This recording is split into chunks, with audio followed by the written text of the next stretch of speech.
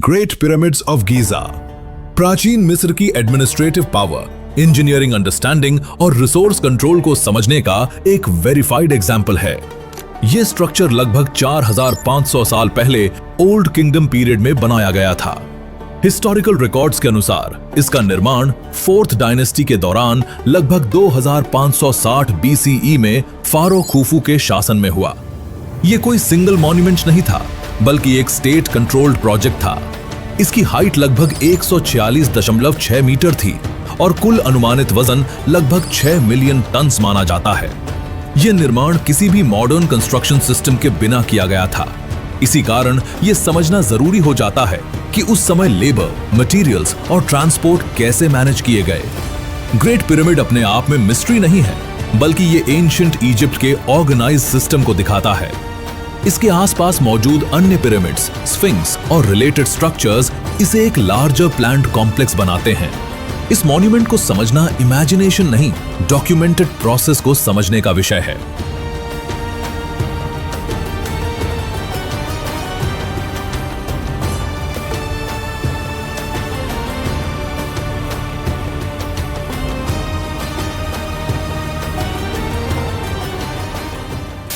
Great pyramid of Giza का निर्माण उस समय हुआ जब इजिप्शियन स्टेट पूरी तरह सेंट्रलाइज थी।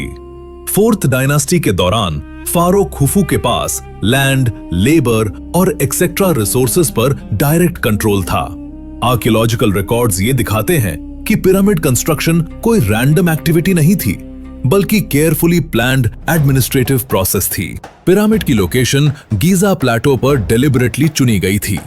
ये एरिया लाइमस्टोन बेडरॉक पर स्थित है, जो हेवी स्टोन स्ट्रक्चर्स के लिए स्टेबल बेस प्रदान करता है। नेचुरल रॉक सरफेस को पहले लेवल किया गया और फिर कंस्ट्रक्शन शुरू हुआ।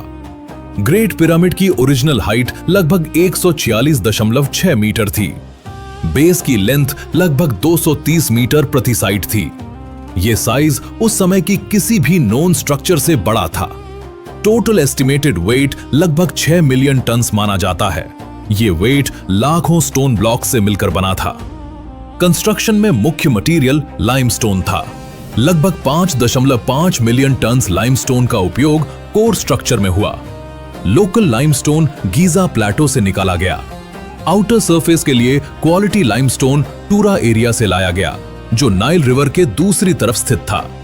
ग्रेनाइट का यूज लिमिटेड लेकिन इंपॉर्टेंट पार्ट्स में किया गया। किंग्स चेंबर और इंटरनल लोड बेयरिंग सेक्शंस में लगभग 8000 टन ग्रेनाइट इस्तेमाल हुआ। ग्रेनाइट असवान रीजन से लाया गया था, जो लगभग 800 किलोमीटर दूर था। स्टोन ट्रांसपोर्ट के लिए नील रिवर सबसे इंपॉर्टेंट सिस्टम थी। हेवी ब्लॉक्स बोट्स और बार्जेस के जरिए मूव किए जाते थे। फ्लड सीजन के दौरान वाटर लेवल बढ़ने से ट्रांसपोर्टेशन आसान हो जाती थी। नील एंशिएंट इजिप्ट की मेन सप्लाई लाइन थी। मॉर्टर का भी बड़े स्तर पर यूज हुआ। लगभग 5 लाख टन मॉर्टर ब्लॉक्स को जोड़ने के लिए लगाया गया। यह मॉर्टर लाइमस्टोन, जिप्सम और पानी से बना था। यह मॉडर्न सीमेंट जैसा नहीं था, लेकिन स्ट्रक्चर को स्टेबिलिटी देने के लिए पर्याप्त था। यह पूरा कंस्ट्रक्शन मॉडर्न मशीन्स के बिना हुआ। क्रेन्स, इंजन्स, स्टील टूल्स मौजूद नहीं थे। स्टोन्स को कॉपर टूल्स और स्टोन हैमर से शेप दिया गया। क्वारी साइट्स पर आज भी इन टूल्स के क्लियर मार्क्स दिखाई देते हैं। स्टोन ब्लॉक्स को ऊपर ले जाने के लिए रैंप्स का यूज किया गया। आर्कियोलॉजिस्ट ने अलग अलग रैंप मॉडल्स बताए हैं। एग्जैक्ट डिजाइन पर डिबेट है, लेकिन यह क्लियर है कि इंक्लाइंड पाथ्स का यूज किया गया था। हेवी स्टोन्स को वुडन स्लेट्स पर रखा जाता था। वर्कर्स इन स्लेट्स को सैंड पर खींचते थे। स्टडीज से पता चलता है कि सैंड को गीला करने से फ्रिक्शन कम हो जाता था। वॉल ड्राइंग्स भी इसी मेथड को दिखाती हैं। ग्रेट पिरामिड का अलाइनमेंट सबसे टेक्निकल एस्पेक्ट माना जाता है।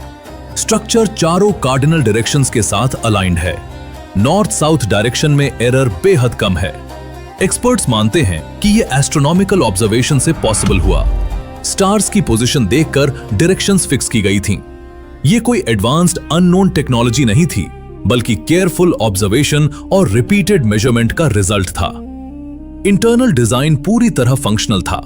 पिरामिड के अंदर descending passage, ascending passage, grand gallery, queen's chamber और किंग्स चेंबर मौजूद हैं। ग्रैंड गैलरी का स्लोप और हाइट कंट्रोल्ड मूवमेंट के लिए था। किंग्स चेंबर ग्रेनाइट से बना है क्योंकि ग्रेनाइट हेवी वेट को बेटर हैंडल करता है। इसके ऊपर रिलीविंग चेंबर्स बनाए गए ताकि ऊपर का लोड इवनली स्प्रेड हो सके। लेबर सिस्टम हाईली ऑर्गेनाइज्ड था। वर्कर्स स्लेव्स नहीं थे। एक्सकवेटेड साइट से हाउसेज, बेकरीज और मेडिकल केयर के एविडेंस मिले हैं। This shows state supported workforce. Workers cruise और टीम्स में डिवाइडेड थे। इंस्क्रिप्शंस में टीम नेम्स मिले हैं। फूड सप्लाई रेगुलर थी जिसमें ब्रेड, बियर और मीट शामिल थे। इंजरीज के इलाज के साइंस स्केलेटल रिमेन्स में मिले हैं। कंस्ट्रक्शन टाइम लगभग 20 से 25 इयर्स माना जाता है। इतने लंबे समय तक प्रोजेक्ट चलाने के लिए स्टेबल इकोनॉमी और स्ट्रॉन्ग एडमिनिस्ट्रेशन जरूरी थी। एग्रीकल्चरल सरप्लस और टैक्सेशन सिस्टम ने इसे पॉसिबल बनाया। ग्रेट पिरामिड कोई सडन अचीवमेंट नहीं था। ये long term planning, resource control और डिसिप्लिन्ड लेबर सिस्टम का रिजल्ट था। स्ट्रक्चर खुद एंशिएंट इजिप्ट की स्टेट पावर का फिजिकल प्रूफ है। ग्रेट पिरामिड का मेन पर्पस फारो खुफू का ब्यूरियल मॉन्यूमेंट था। इजिप्टोलॉजी में इस बात पर जनरल एग्रीमेंट है। एंशिएंट इजिप्शियन बिलीफ सिस्टम में फारो को डिवाइन ऑर्डर का हिस्सा माना जाता था। डेथ के बाद भी उसकी अथॉरिटी कॉस्मिक बैलेंस से जुड़ी मानी जाती थी। पिरामिड की शेप रिलीजियस थिंकिंग से जुड़ी थी। स्लोपिंग साइड्स को सोलर सिंबोलिज्म से कनेक्ट किया जाता है। बिलीफ था कि फैरो आफ्टर लाइफ में सूर्य देवता के साथ जर्नी करता है। ग्रेट पिरामिड के अंदर पिरामिड टेक्स्ट नहीं मिले हैं, लेकिन इसका रीजन टाइम पीरियड है। पिरामिड टेक्स्ट 5th डायनेस्टी के बाद दिखाई देते हैं। एब्सेंस का मतलब रिचुअल इंपॉर्टेंस की कमी नहीं है। ग्रेट पिरामिड अकेला मॉन्यूमेंट नहीं था, ये एक कंप्लीट फ्यूनररी कॉम्प्लेक्स का हिस्सा था। वैली टेंपल, कॉजवे और मॉर्चुरी टेंपल रिचुअल्स के लिए यूज होते थे। ये प्लानिंग रिलीजियस एडमिनिस्ट्रेशन को दिखाती है। गीजा प्लेटो पर अन्य मेजर पिरामिड्स भी हैं। पिरामिड ऑफ खाफरे और पिरामिड ऑफ मेनकोरे उसी ट्रेडिशन का हिस्सा हैं। साइज में डिफरेंसेस हैं, लेकिन बिलीफ सिस्टम सेम है। ग्रेट स्फिंक्स ऑफ गीजा भी इसी कॉम्प्लेक्स से जुड़ा है। स्फिंक्स को काफरे पीरियड से कनेक्ट किया जाता है। ये रॉयल पावर और प्रोटेक्शन का सिंबल माना जाता है। इजिप्ट में केवल गीजा ही नहीं, बल्कि लगभग 118 पिरामिड्स पाए गए हैं। इससे पता चलता है कि pyramid building common funerary practice थी, कोई एक्सेप्शन नहीं। बोट पिट्स भी इंपॉर्टेंट एलिमेंट हैं। एक्सकवेशंस में वुडन बोट्स मिली हैं। 1954 में मिली खुफू शिप इसका फेमस एग्जाम्पल है। ये बोट्स ट्रैवल के लिए नहीं थीं, इनका पर्पस रिचुअल था। इन्हें सोलर बोट्स माना जाता है जो आफ्टर लाइफ बिलीफ से जुड़ी थीं। मॉडर्न टाइम में कई ऑल्टरनेटिव थ्योरी सामने आई।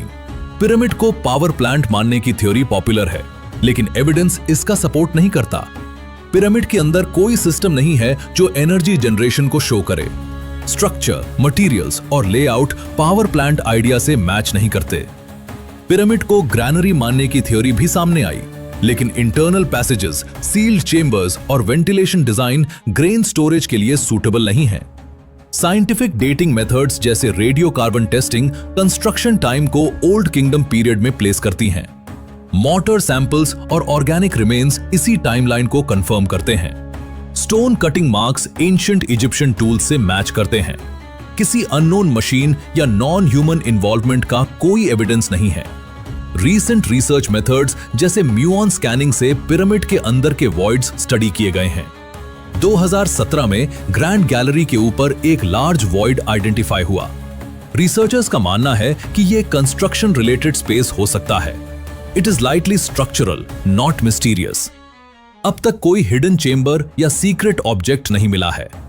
वॉइड को इंजीनियरिंग फीचर की तरह देखा जा रहा है। ग्रेट पिरामिड का लॉन्ग टर्म इंपैक्ट आर्किटेक्चर और इंजीनियरिंग हिस्ट्री में सिग्निफिकेंट है। इसकी ड्यूरेबिलिटी स्टेबल बेडरॉक और मटेरियल चॉइस का रिजल्ट है। मॉडर्न इजिप्ट में ये मॉन्यूमेंट कल्चरल हेरिटेज और टूरिज्म इकोनॉमी का मेजर हिस्सा है। यूनेस्को प्रोटेक्शन इसे इंटरनेशनल लेवल पर प्रिजर्व करता है। ग्रेट पिरामिड की इंपॉर्टेंस मिस्ट्री में नहीं है। इसकी value documented systems, organised labour और प्लान्ड कंस्ट्रक्शन में है। ये स्ट्रक्चर एंशिएंट ह्यूमन कैपेबिलिटी का क्लियर प्रूफ है।